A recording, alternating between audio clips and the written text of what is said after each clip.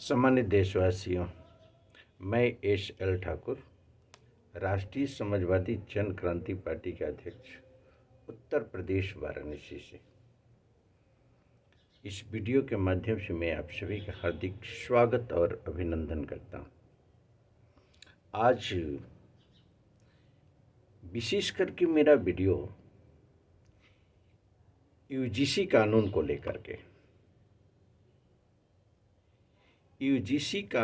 लेकर के पूरे देश के अंदर कहीं खुशी का माहौल है तो कहीं गम का माहौल है। यहाँ पर बात ये समझ में नहीं आती है कि हमारा संविधान, हमारा कानून, क्या हमारे संविधान और कानून के अंतर्गत जो व्यवस्थाएं दी गई है, क्या वो व्यवस्थाएं कहीं से कमज़ोर हैं?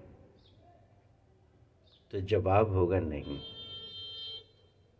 मौलिक अधिकार के अंतर्गत सभी के हितों को संरक्षित किया गया है, बिना विभेद का। उसमें जाति के आधार पर नहीं, धर्म के आधार पर नहीं, क्षेत्रवाद और भाषा के आधार पर नहीं, सभी के हितों को संरक्षित किया गया है समतामूलक समाज की सोच को लेकर के। और उसी फंडामेंटल राइट, मौलिक अधिकार के संरक्षण की जिम्मेदारी दी गई है सक्षम हमारे अधिकारियों को, नेताओं को। वह नेतृत्व जो शासन के अंतर्गत सर्वोच्च पद पर सत्ता के अंदर है, वह प्रशासनिक अधिकारी जो कि अधिकार और कर्तव्यों के साथ साथ अगर नैतिक मूल्यों के आधार पर संविधान और कानून के नियमों का अनुपालन करें तो मौलिक अधिकार का संरक्षण होगा और सभी का हित संरक्षित होगा। संविधान और कानून के दायरे में इन्हें भी भरपूर अधिकार दिए गए हैं। साथ ही संविधान और कानून को इग्नोर करके अगर शासन के स्तर पर, प्रशासन के स्तर पर कोई भी कृत्य कार्रवाई की जाती है तो हमारी न्याय प्रणाली बहुत ही काफ़ी स्ट्रांग रूप से अपने जगह पर स्थापित है और हमारे न्यायाधीश महोदयों को असीमित पावर दिए गए हैं। असीमित पावर द सेंस संविधान के अनुपालन करने के दृष्टिकोण से, कानून के अनुपालन करने के दृष्टिकोण से शासनिक और प्रशासनिक स्तर पर कहीं भी किसी भी तरह की कोई विसंगतियां होती हैं, चाहे वो शासन के स्तर पर हो, प्रशासन के स्तर पर हो, कितनों भी बड़ा नेतृत्व हो, कितनों भी बड़ा अधिकारी हो, वह संविधान का उल्लंघन हो, कानून का उल्लंघन हो, साथ ही अधिकारों का दुरुपयोग हो, तो सबसे सक्षम हमारी न्याय प्रणाली है।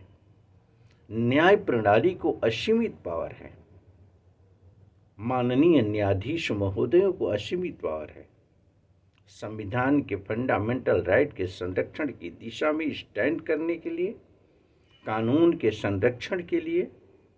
साथ ही जहां हमारा संविधान और कानून साइलेंट हो जाता है, वहां पर सक्षम अधिकारी निर्णय लेने के लिए पूरी तरह से अधिकृत है, वही कानून हो जाता है,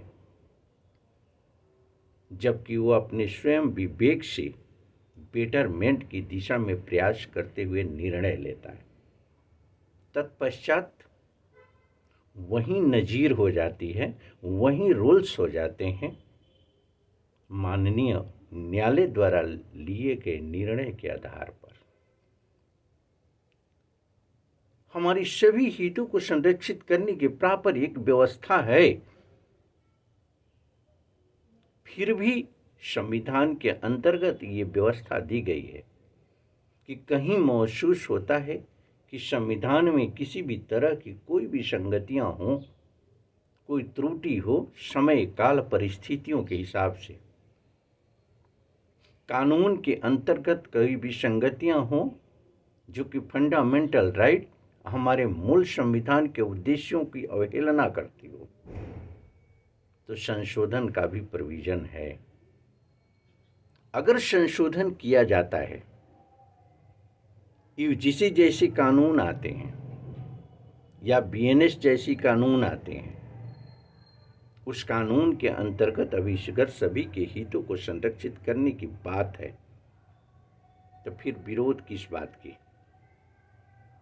वह कानून, वह संविधान तो हमें इंडिकेट करता है, जब हम उसकी अवहेलना करते हैं तो पनिशमेंट के हकदार होते हैं। अगर हम अवहेलना ही नहीं करेंगे तो पनिशमेंट किस बात की? लेकिन बड़ी ही गंभीर और चिंतनीय विषय यहाँ पर है कि संविधान कितनों अच्छा हो, कानून कितनों अच्छा हो, अगर अनुपालन करने वाले लोग ही अच्छे नहीं होंगे तो निश्चित रूप से अनजस्टिस होगा, अन्याय होगा। हमें इस पर प्रहार करने की जरूरत है और इस पर प्रहार का मात्र एक ही आधार होगा, हमारा नैतिक उत्थान। और ये नैतिक उत्थान तब भी होगा जब हम खुद में संकल्पित होंगे कि हम अपनी नागरिकता के अधिकार और कर्तव्य के अंतर्गत जो भी कृत्य कार्रवाई करेंगे वो बेहतर करेंगे। हम सत्य का समर्थन करेंगे, असत्य का विरोध करेंगे। हम अपनी जिम्मेदारी वफादारी के साथ पूरी देश के प्रति, समाज के प्रति, व्यक्ति के प्रति निभाएंगे और जो भी हम अपने द्वारा संचालित कृत्य कार्रवाई होगी वो व्यक्ति, समाज और देश के हितों को ध्यान में रखते हुए होगी। यहीं से सभी के हितों का संरक्षण होगा, चाहे हम देश के नागरिक रूप में हों, हम शासन के स्तर पर बैठे पीठासीन अधिकारी हों, हम प्रशासन के स्तर पर बैठे पीठासीन अधिकारी हों या जुडिशियली के अंतर्गत बैठे हुए पीठासीन अधिकारी। अगर हम नैतिकता के आधार पर मानवीय मूल्यों के संरक्षण का संकल्प लेते हैं, समाज के हितों के संरक्षण का संकल्प लेते हैं, तो बेहतर हमारा देश होगा और सभी के हितों को संरक्षित करने का एक प्रबल प्रयास होगा। कानून बुरा नहीं है, संविधान बुरा नहीं है, लोग बुरे हैं। आज उसकी कोई आवश्यकता पनिशमेंट की नहीं होती, कोई आवश्यकता प्रशासन की कड़ा रुख अपनाने की नहीं होती। कहीं न कहीं से हमारा अतिक्रमण होता है संविधान के दायरे में, कानून के दायरे में, कारण कि मैटर डिस्प्यूटेड होता है और डिस्प्यूटेड जब मैटर होता है तो संघर्ष की स्थिति बनती है और संघर्ष की स्थिति बनती है तो संघर्ष हमेशा आग पैदा करता है और आग किसी की भी नहीं होती है, आग का नेचर है जलाना। वही है हमारे संविधान और कानून का उल्लंघन। वही प्रक्रिया हम सभी के हितों को संरक्षित करने की जगह नेस्तनाबूद करती है। आइए हम सभी मिलकर के, चाहे यूजीसी जैसे कानून हो, चाहे हमारी बीएनएस जैसी कानून हो, चाहे हमारे संविधान के अंतर्गत आदेशित हमारे रहन सहन के तरीके हों, हमारे सिस्टम को चलाने के तरीके हों, सभी के हितों को संरक्षित करते हुए जो व्यवस्था दी गई है उस व्यवस्था का सम्मान करते हुए अपने नैतिक मूल्यों के आधार पर हम बेहतर भारत की कल्पना करके आगे बढ़ते हैं। हमें नफरत को तिलांजलि देनी होगी। काल समय परिस्थितियों के हिसाब से जो निर्णय हुआ करते थे उसे तिलांजलि देनी होगी। अब वो समय नहीं है कि जातीय आधार पर हम संघर्ष की स्थिति पैदा करें। अब समय नहीं है कि धर्म के आधार पर, क्षेत्रवाद, भाषा के आधार पर हम संघर्ष की स्थिति पैदा करें। हमें अपने नेचर में परिवर्तन लाना होगा। हमें नए समाज की संरचना के लिए कदम आगे बढ़ाना होगा। हम सभी मिल करके जाति, धर्म, क्षेत्रवाद, भाषा से ऊपर उठ करके संविधान और कानून के दायरे में बेहतरीन व्यक्तित्व, समाज और देश की एक नव निर्माण की दिशा में पहल करते हैं हम सभी मिल करके।